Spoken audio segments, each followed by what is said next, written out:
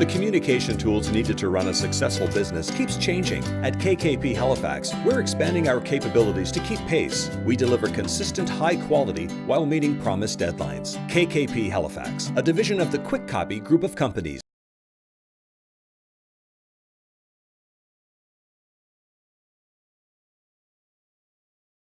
Sooner or later, they're going to become extremely important, even more so than they are now. And I think as time goes on, you're going to see these topics kind of continue to flourish and get flushed out and continue to evolve.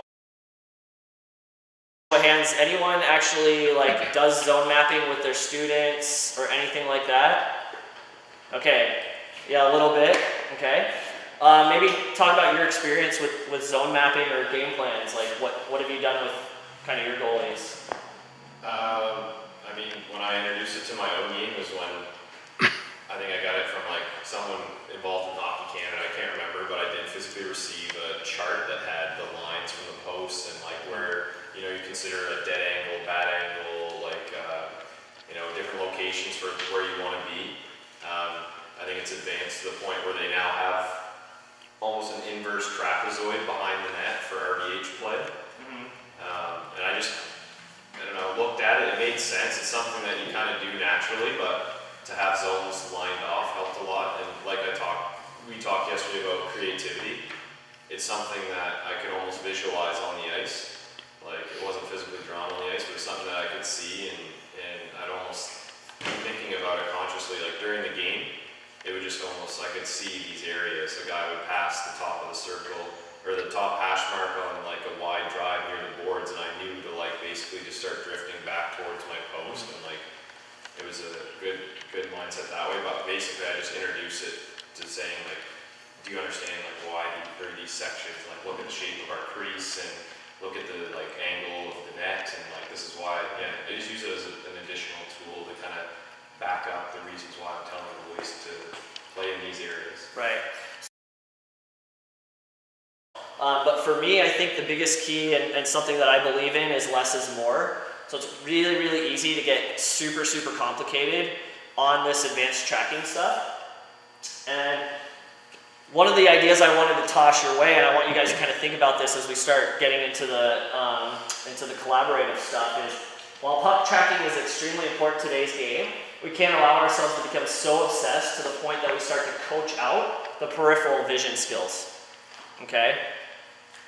So I feel like this is something that I'm starting to see at the younger levels, at least in my little bubble in Colorado, with a lot of the high school and the youth goalies, is coaches are going out there and they're talking about tracking on the puck so much that they're wearing blinders like a horse does when he's in the stall, okay?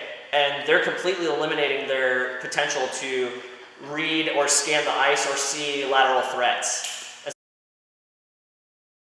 Coming into play. And that is this increase in concussions, okay? And every group of goalie coaches or goalies that I've talked to have been nodding their head when I kind of discuss this. Is yeah, there are a lot more concussions now. Maybe it's because we're just more, we need to be more careful with the goalies, and we are aware of it more, so we understand that it's happening more. So guys are going into the dark room or whatever the case may be, and there's more concussions because we're just more aware of it. The science and the technology is better, so we're discovering more concussions. But I also think it's a product of the game, the way the game is changing. Okay, and I was talking to Chucky about this, of course, and how much time do we spend in our reverse VH when we're down in that position and our head's way over our bodies and we're trying to project on pucks and we're getting blindsided? It's happening a lot more than it ever used to, because we're spending more time in the reverse VH, but also because crease crashing is a legitimate thing that teams are doing now. Get in your grill, get in there, okay? Goalies are not only expected to be good puck handlers, but you do so much for your defensemen and so much for your team if you are active in that trapezoid or in front of the goal line, okay? So being able to play the puck with confidence, being able to create outlets and options for your defensemen, being able to transition the puck up the ice, this is a skill that's becoming more and more, I don't want to necessarily say important because it's always been important, but it's becoming more valued like we spent probably a good 30 minutes on the ice talking about this, and we were fortunate to be joined by Jordan Sigalet, the Calgary Flames goalie coach, who's been working with Mike Smith on this for the past couple of years. And so one of the things that came out of it, you're going to hear this in the clip, is starting to track your goalie's touches. And why this is important for us as coaches is because we need to be able to provide value or provide data to our coaches as to why we want our goalies out back there handling the puck. It's because, yeah, they're going to make mistakes every once in a while, but they're also going to do a lot of good for your team as a whole. Okay? Whether it's reducing the wear and tear on your defensemen, creating outlets that generate good breakouts, okay? Or a guy that can just fire the puck all the way up, halfway up the ice, or 3/4 length of the ice on a bad change and create scoring chances. Like, it legitimately happens a lot in the NHL, and it's a huge skill. And coaches absolutely love it.